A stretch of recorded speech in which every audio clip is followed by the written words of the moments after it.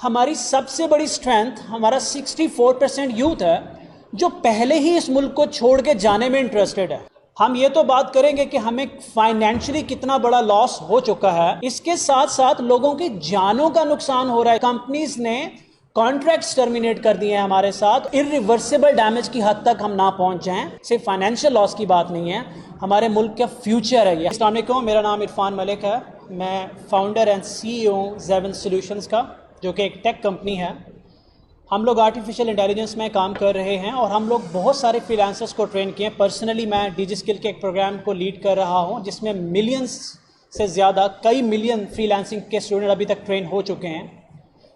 जब वो ट्रेन होकर निकले तो देयर इज़ अ कनेक्शन उन स्टूडेंट्स के साथ हमारा, उनके सेंटिमेंट्स, उनके प्रॉब्लम हम तक पहुँच रहे हैं।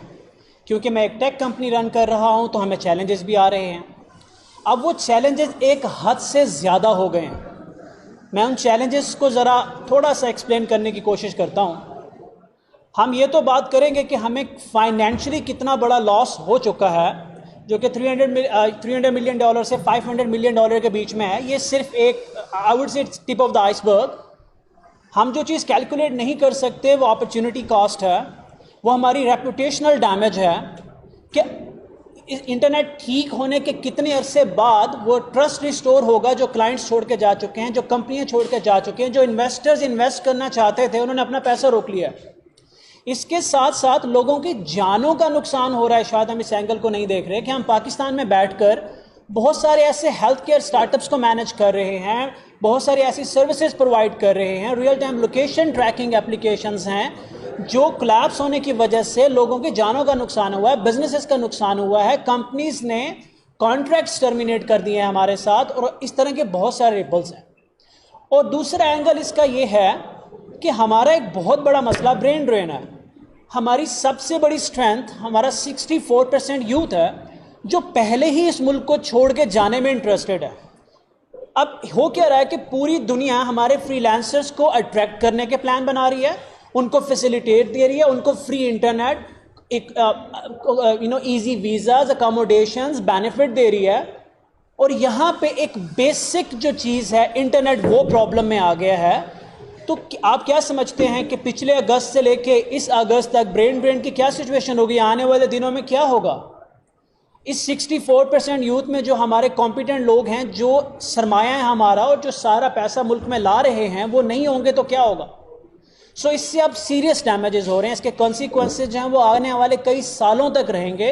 रेपुटेशनल, जैसे कि मैंने कहा, यूथ के माइंड पे जो इम्पैक्ट हो रहा है, उसका जो सेंटिमेंट डेवलप हो रहा है फॉर दिस कंट्री, वो देखें।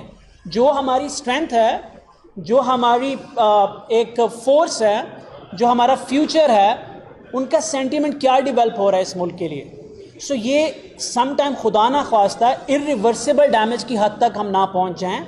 इसलिए आज हम यहाँ हैं टू रेज आवर वॉइसेस उन लोगों के लिए जो हमें वॉइस नोट तो कर सकते हैं, SMS तो कर सकते हैं, रिक्वेस्ट तो कर सकते हैं, लेकिन वो बेचारों को कहीं सुनी नहीं जा रही।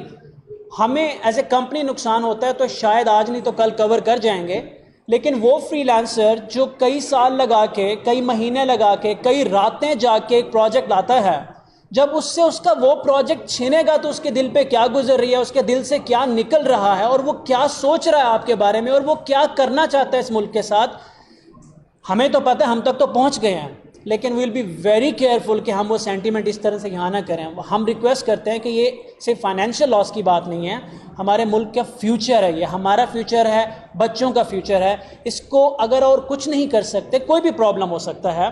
अभी हम बात नहीं करते, फायरवॉल का भी प्रॉब्लम हो सकता है, वो किसी केबल का भी इशू हो सकता है, वो कोई भी प्रॉब्लम हो सकता है।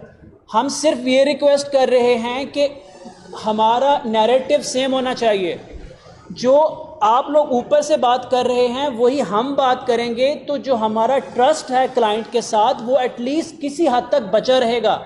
जब हम अपने क्लाइंट से कहेंगे कि हमारे मुल्क में बेहतरी के लिए इंटरनेट अपडेट हो रहा है, ये हमारे मुल्क नेशनल पॉलिसी है, और वो जाके सर्च करता है, वही स्टेटमेंट उसको नेशनल लेवल पे नज़र आती है जो स्टेटमेंट एक फ्रीलांसर दे रहा है, तो at least what we demand is common narrative, ताकि हम अपनी क्रेडिबिलिटी बचा सकें। तो ये वो बेसिक चीज़ें हैं जो हम यहाँ आप लोगों के सामने रखना है, ताकि हो सकता है एंड वी आर होपफुल कि इस बात को सुना जाएगा और उन बच्चों के दर्द को समझा जाएगा।